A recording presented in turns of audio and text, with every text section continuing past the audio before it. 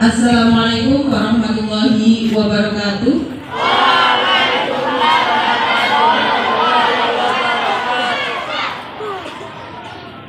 Terima kasih anak-anak. Pada kesempatan kali ini Ibu akan menyampaikan sedikit tentang budaya positif. Bu minta anak-anak menyimak, mendengarkan dengan baik. Insya Allah apa yang akan Bu sampaikan ada manfaatnya untuk anak-anak. Anak-anak, sebelum Bu menyampaikan, Bu Wiwi ingin mengucapkan terima kasih yang sebesar-besarnya bagi anak-anak yang pagi hari ini sudah melaksanakan disiplin. Anak-anak yang berbaris rapi di depan Bu Wiwi adalah anak-anak yang sudah disiplin, mulai dari kedatangan, tepat waktu, memakai atribut, ini sudah lengkap, sehingga anak-anak bisa berbaris dengan rapi pada tempat atau kelasnya masing-masing, tidak berada pada barisan siswa yang melakukan pelanggaran. Anak-anakku, budaya positif di sekolah kita SDN Kepanjen 2 Jombang ini bisa terwujud, salah satunya adalah dengan disiplin. Ada yang tahu apa sih disiplin itu, Bu? Apa sih disiplin? Ada yang bisa menjawab? Apa? Nah, disiplin itu identik dengan aturan. Anak-anak mematuhi tata tertib, mematuhi peraturan, itu identik dengan disiplin. Nah, anak-anak, seorang pakar pendidikan yang bernama Diana Gosen dalam bukunya Restricting School Discipline pada tahun 2021 menyatakan bahwa disiplin itu artinya belajar. Apa anak? Disiplin artinya apa? Belajar. Belajar apa? Disiplin itu artinya belajar mengontrol diri. Mengontrol diri itu bagaimana, Bu? Anak-anak pasti punya keinginan. Aku ingin bangun siang, aku juga ngantuk. Aku ingin datang ke sekolah semauku. Itu artinya keinginan anak-anak pada dasarnya. Tapi karena kita belajar mengontrol diri, berarti anak-anak harus mengontrol. Oh, seandainya aku bangun kesiangan, seandainya aku tidur malam, pasti nanti aku bangunnya kesiangan sehingga akan terlambat datang ke sekolah. Itu maksudnya. Berarti anak-anak mengontrol diri. Berarti kalau aku melihat TV terlalu malam itu tidak boleh, karena berdampak pada pagi harinya pasti akan terlambat. Ketika anak-anak bisa mengontrol diri, maka hal yang sebenarnya ingin anak-anak lakukan karena tidak sesuai dengan aturan, maka tidak jadi anak-anak lakukan. Bisa dipahami? Ya, bisa. Nah, itu artinya mengontrol diri. Kemudian anak-anak juga bisa menguasai diri untuk memilih tindakan yang sesuai dengan norma atau kebajikan universal. Kebajikan universal itu apa, Bu? Yaitu sifat-sifat kebaikan yang sudah diakui oleh masyarakat umum. Misalkan anak-anak, contohnya waktu sholat zuhur sudah dibagi jamnya. Nah, anak-anak harus bisa menguasai diri, bisa melaksanakan sholat dengan tepat waktu sesuai jadwalnya. Mungkin anak-anak masih ingin bermain bola, masih ingin jajan ke kantin, tapi ketika anak-anak bisa menguasai diri, maka anak-anak bisa melakukan hal-hal yang positif sesuai dengan aturan. Coba kelas 1, 2. Nah, disiapkan lagi. Siap, gerak. Istirahat di tempat, gerak. Jadi anak-anak tanggung jawab pada dirinya sendiri. Anak-anak, ada yang tahu siapa Ki Hajar Dewantara? Apa anak-anak? Siapa anak-anak Ki Hajar Dewantara itu? Loh, masa nggak tahu? Ki Hajar Dewantara adalah Bapak Pendidikan Indonesia. Ki Hajar Dewantara itu mengatakan anak-anak bahwa kemerdekaan pendidikan itu bisa tercapai dengan adanya disiplin yang kuat. Nah, disiplin yang kuat itu bisa muncul dengan adanya motivasi dari diri sendiri. Anak-anak pernah mendengar ya, kalau motivasi itu ada dua, yaitu motivasi internal atau yang berasal dari dalam diri sendiri, dan yang kedua motivasi eksternal atau berasal dari luar diri anak-anak. Nah, yang paling baik menurut Ki Hajar Dewantara adalah motivasi dari dalam diri sendiri. Coba anak-anak melakukan kegiatan, melakukan sesuatu, itu pasti ada yang melatar belakangi. Nah, tiga motivasi perilaku manusia itu ada tiga. Yang pertama, melakukan suatu kegiatan ini untuk menghindari hukuman. Contohnya, anak-anak datang ke sekolah tepat waktu, biar tidak diposisikan di depan, biar tidak dibariskan tersendiri, yang akhirnya mendapat hukuman. Itu motivasi yang pertama. Motivasi yang kedua, seseorang melakukan sesuatu karena mengharap imbalan, mengharap penghargaan. Aku tak datang tepat waktu, tak datang uji sedewe, supaya dibiji guruku. Oh, hari ini anak rajin, anak teladan, diberi bintang. Itu adalah motivasi yang kedua, karena mengharapkan penghargaan. Motivasi yang ketiga anak, yaitu motivasi untuk menjadi baik, itu karena ingin menghargai diri sendiri, ingin menerapkan nilai-nilai yang mereka percaya. Oh iya, aku ingin datang tepat waktu itu karena banyak manfaatnya untukku. Aku gak ketinggalan pelajaran, aku bisa mengikuti pelajaran dengan baik. Itu berarti motivasi dari dirinya sendiri, bukan karena hukuman, bukan karena penghargaan. Nah, motivasi yang ketiga itulah yang paling baik. Jadi anak-anak diharapkan anak-anak muncul motivasi dari dalam diri sendiri. Bisa kira-kira? Bisa kelas 1, 2, 3? Kelas 4 mana? Terima kasih anak-anak. Demikian sedikit yang bisa Bumi sampaikan. Ada kurang lebihnya Bumi mohon maaf yang sebesar-besarnya. Bumi akhiri. Wassalamualaikum warahmatullahi wabarakatuh. Semuanya.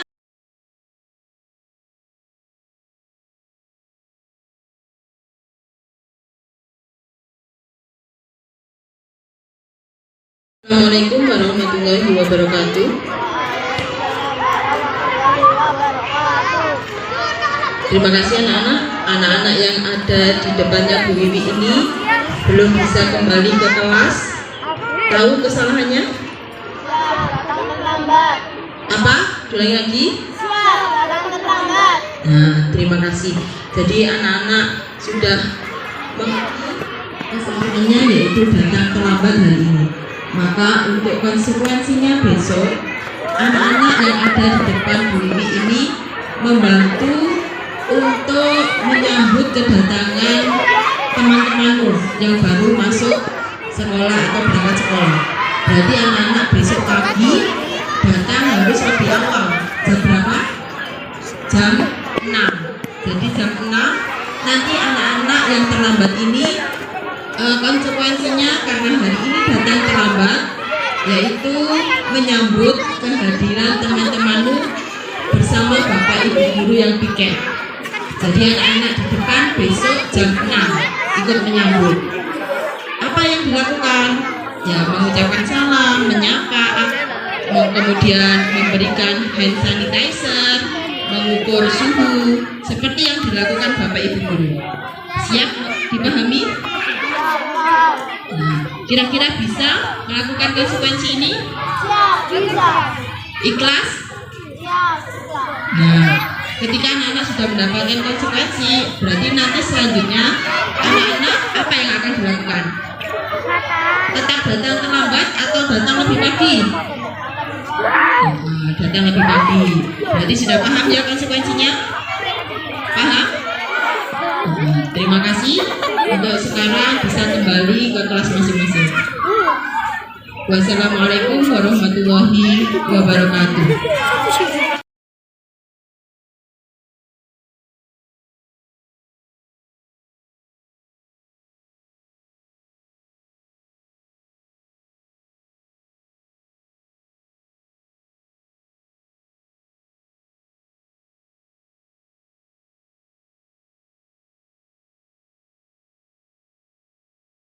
Assalamualaikum warahmatullahi wabarakatuh.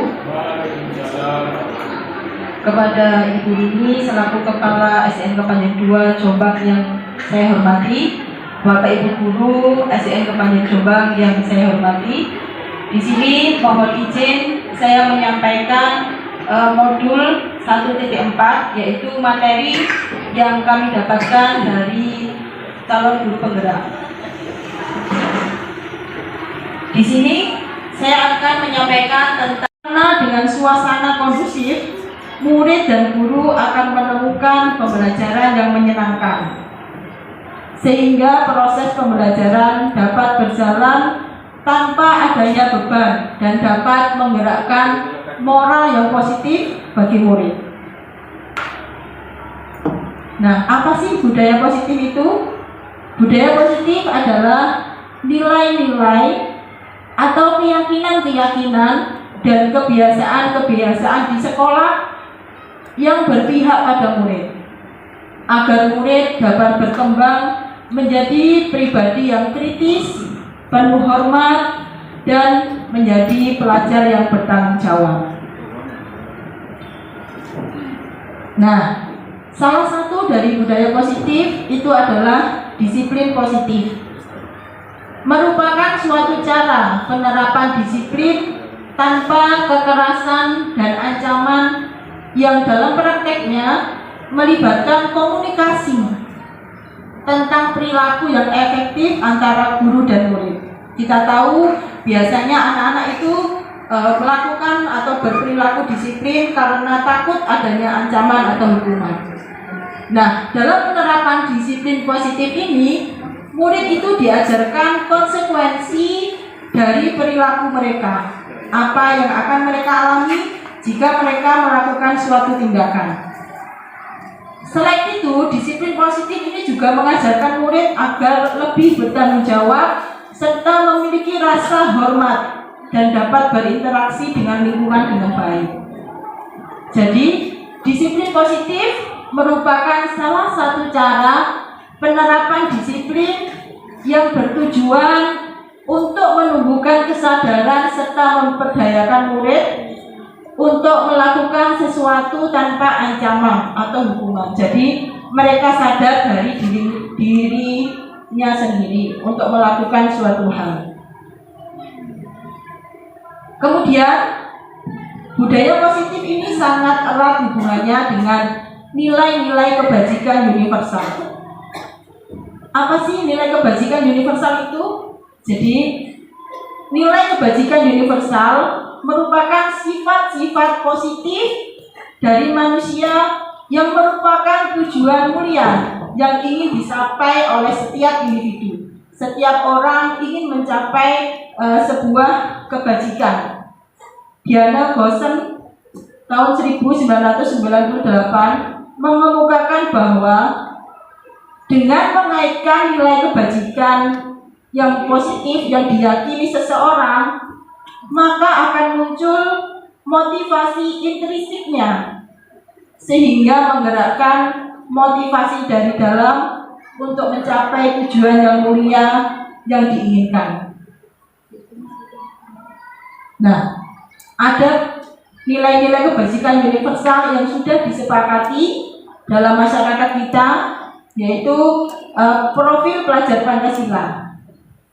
Ada 6, mulai dari beriman, bertakwa kepada Tuhan Yang Maha Esa, bergotong royong, berkebinekaan global, kreatif, bernalar kritis, dan mandiri. Kemudian dalam organisasi IBO, ini nilai-nilai kebajikan diantaranya toleransi, menghargai, percaya diri, komitmen, kreativitas, mandiri, antusias, kerjasama, keingintahuan, dan empati. Kemudian kenapa sih kok kita harus memiliki kebajikan universal? Ada 9 pilar karakter. Yang pertama, cinta Tuhan dan segenap ciptaannya, hormat dan santun, kejujuran, dermawan, suka menolong, kreatif, pekerja keras, kepemimpinan dan keadilan, toleransi, kedamaian dan kesatuan, mandiri dan tanggung jawab. Di sini ada 3 teori motivasi yang melatar belakangi seseorang untuk melakukan suatu hal. Diana Gosen menyatakan ada 3 motivasi perilaku manusia. Yang pertama, untuk menghindari ketidaknyamanan atau hukuman. Ini adalah motivasi eksternal. Yang kedua, untuk mendapatkan imbalan atau penghargaan dari orang lain. Ini juga motivasi eksternal. Dan yang paling baik adalah motivasi internal, di mana untuk menjadi orang yang mereka inginkan dan menghargai diri sendiri dengan nilai yang mereka percaya. Jadi mereka melakukan sesuatu atas kehendaknya sendiri, karena mereka percaya bahwa setelah melakukan sesuatu, dia berarti menghargai dirinya sendiri. Ini yang selanjutnya yang akan saya sampaikan adalah tentang keyakinan kelas. Bapak Ibu, mengapa kita memiliki peraturan tentang penggunaan helm pada saat mengendarai kendaraan roda 2? Pasti kita akan menjawab, nah, mungkin untuk keselamatan. Ada lagi juga pertanyaan, ini mungkin karena alasan kesehatan. Nah, nilai keselamatan dan kesehatan inilah yang kita sebut sebagai keyakinan. Keyakinan seseorang melakukan sesuatu. Keyakinan itu merupakan kebajikan universal yang disepakati secara tersirat dan tersurat, lepas dari latar belakang suku, bahasa maupun agama. Jadi dengan adanya kesepakatan kelas, murid akan bersemangat untuk melakukan keyakinan tersebut. Nah, pembentukan keyakinan kelas, yang pertama, keyakinan kelas itu bersifat lebih abstrak daripada peraturan yang lebih rinci dan konkret. Keyakinan kelas berupa pernyataan-pernyataan universal, pernyataan-pernyataan umum yang mudah dipahami anak-anak. Pernyataan keyakinan kelas senantiasa dibentuk dalam bentuk kalimat positif, bukan kalimat negatif. Keyakinan kelas hendaknya tidak terlalu banyak sehingga anak-anak itu mudah mengingat. Nah, keyakinan kelas itu harus bisa diterapkan di lingkungannya sendiri, harus logika. Semua warga kelas hendaknya berkontribusi dalam pembuatan keyakinan kelas. Semua anak, semua siswa diberikan kesempatan untuk menyampaikan usulannya untuk keyakinan kelasnya masing-masing. Kemudian bersedia meninjau kembali keyakinan kelas dari waktu ke waktu. Jadi apakah masih bisa digunakan, masih sesuai atau tidak. Nah, selanjutnya ini adalah langkah-langkahnya. Yang pertama, kita mempersilahkan warga sekolah atau murid-murid di kelas kita untuk bercurah pendapat, menyampaikan apa sih yang membuat, yang mereka inginkan agar pembelajaran di kelasnya ini dapat berjalan dengan lancar. Semua ditampung. Kemudian yang kedua, kita catat. bisa dicatat di papan tulis apa masukan-masukan dari anak-anak. Kemudian yang ketiga, pendapat dari anak-anak ini kita jadikan kalimat yang positif. Kemudian yang keempat, kita tinjau lagi pendapat dari anak-anak tersebut. Selanjutnya, setelah keyakinan kelas sudah dibuat, maka semua warga kelas dipersilakan untuk meninjau, membaca lagi, serta menyetujuinya. Jadi, jika keyakinan sekolah atau kelas selanjutnya sudah disepakati, ini bisa kita cetak pada banner atau ditulis pada kertas karton. Kemudian kita tempelkan di ruang kelas kita yang kira-kira mudah untuk dibaca anak-anak, sehingga anak-anak terus ingat apa yang sudah mereka sepakati. Ini adalah contoh-contoh keyakinan kelas, selalu bersikap positif. Nah, setiap anggota kelas perlu belajar, saling menghargai. Ini adalah contoh-contoh keyakinan kelas. Terima kasih Bapak Ibu atas waktunya. Semoga apa yang saya sampaikan dapat berbagi informasi, menambah manfaat bagi kita semua. Terima kasih. Wassalamualaikum warahmatullahi wabarakatuh.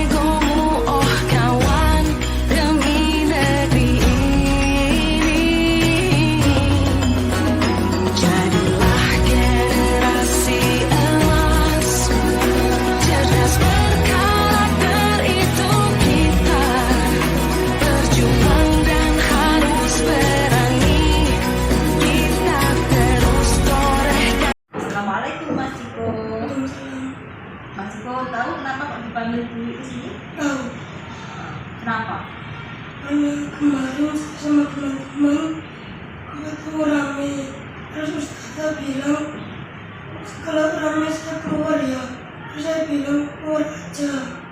Oh gitu ya, berarti Ya. benar ya, berarti yang di kemarin kan Ustazah Bilqis itu sempat WA ke Bibi.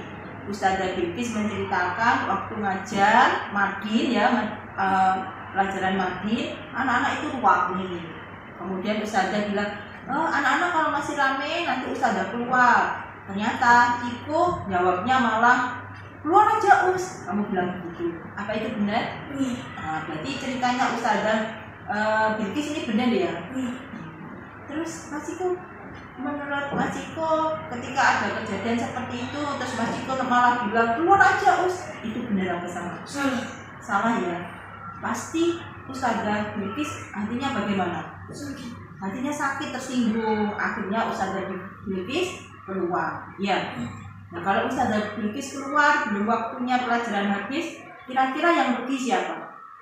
Semua teman-teman saya. Nah teman-teman, sampean semuanya juga rugi karena tidak mendapatkan pelajaran dari Ustazah. Tidak apa-apa Bu Wiwi manggil ke sini Ciko bukan mau menyalahkan tapi mengonfirmasi. Karena semua orang itu pasti pernah berbuat salah. Tapi bagaimana kita bisa memperbaiki kesalahan tersebut? Nah, berarti Mas Ciko sudah menyadari ya kalau itu salah. Kira-kira Mas Ciko mau memperbaiki? Apa yang mau Mas Ciko lakukan? Minta maaf kepada Ustazah agar karena kan teman-teman dan Ciko ini kan masih butuh Ustazah terus ya untuk ngajar lagi ya. Siap untuk memperbaiki kesalahan dan minta maaf? Siap ya. Kira-kira kalau ada Ustazah yang bilang begitu lagi, kira-kira Mas Ciko bagaimana? Jangan Bu, kami minta maaf Bu, terus memperbaiki kesalahan biar tidak lagi ya. Sudah paham ya yang harus dilakukan? Kira-kira untuk selanjutnya tidak mengulangi lagi ya kesalahan. Baik Mas Ciko, terima kasih karena Mas Ciko sudah menyadari kesalahannya dan mau bertanggung jawab dengan memperbaiki kesalahan tersebut dan minta maaf. Bu Wiwi tunggu ya kabar dari Ustazah Bilqis. Nanti Bu Wiwi WA ke Ustazah Bilqis kalau Ciko mau minta maaf. Jadi kalau sudah minta maaf Cikonya, nanti Ustazah Bilqis akan diakui. Sanggup? Nah, segera minta maaf ya. Baik, sekarang Ciko bisa kembali ke kelas dan terima kasih bisa melakukan pelajaran. Silakan.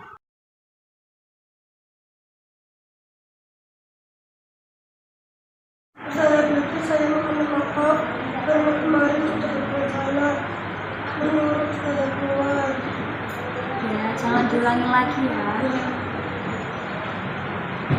Ustazah Bilqis, kami minta maaf atas nama pelajaran Ustazah kami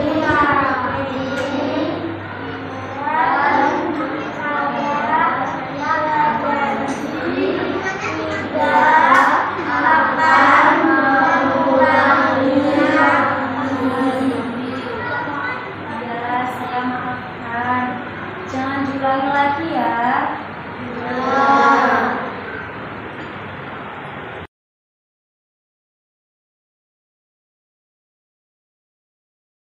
Siap, gerak, kencang depan, gerak, gerak, nyanyikan lagu profil pelajar Pancasila. Beriman dan bertakwa pada Tuhan yang Esa dan berakhlak mulia, berkebudayaan global, gotong royong mandiri, kreatif dan bernalar kritis.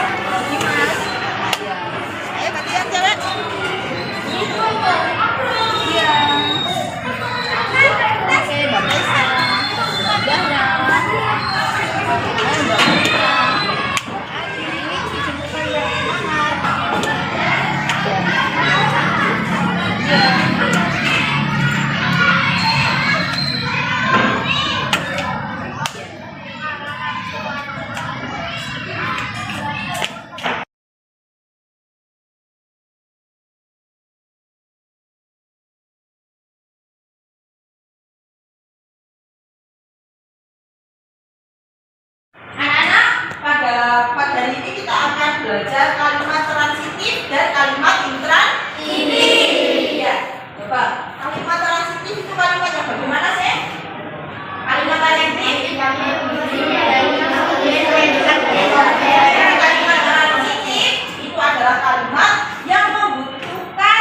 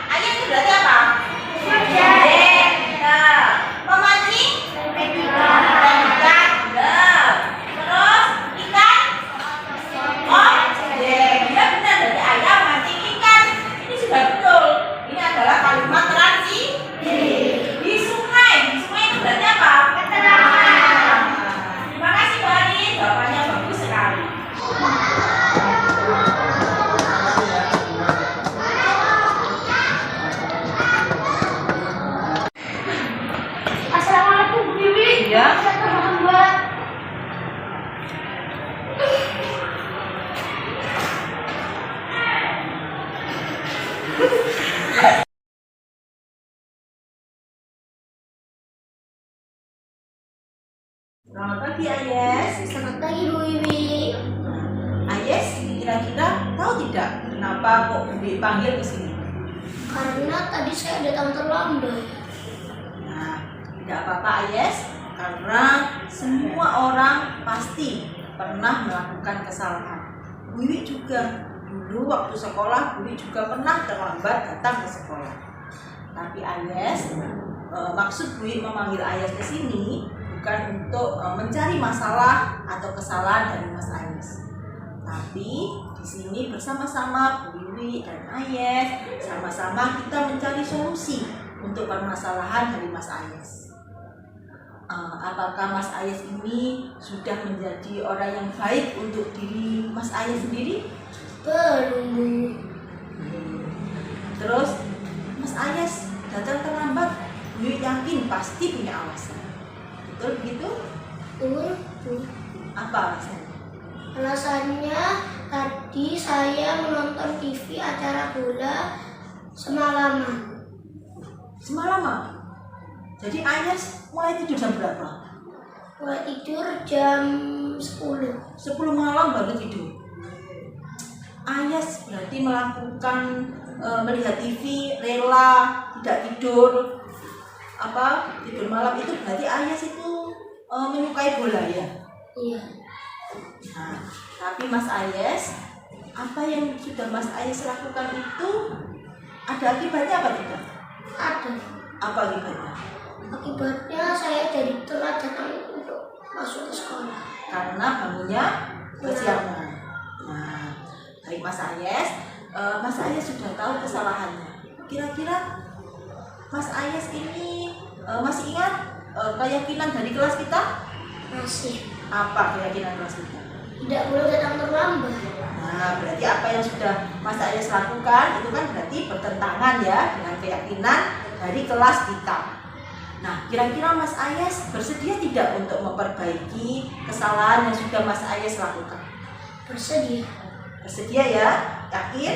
Yakin. Nah, kira-kira bagaimana Mas Ayes caranya untuk memperbaiki?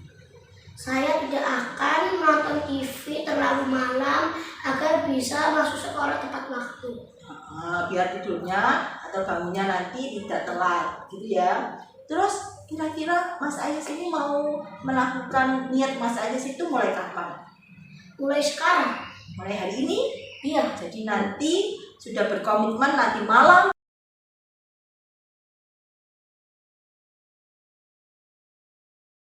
Assalamualaikum warahmatullahi wabarakatuh.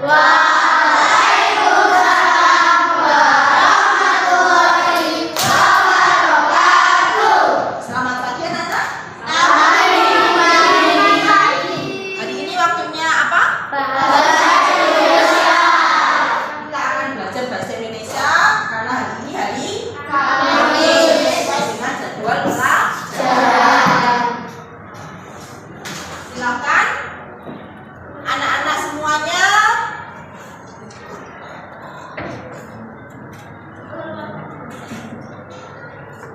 mengeluarkan buku paket dan buku tulis bahasa Indonesia. Kita akan memulai pelajaran bahasa Indonesia.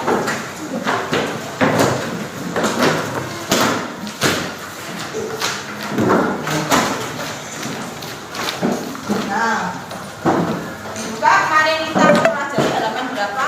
Halaman 7. Nah, Mbak Tiara, buku paketnya kok nggak dikeluarkan? Maaf, Bu, saya tidak membawa buku tulis bahasa Indonesia dan buku paket bahasa Indonesia.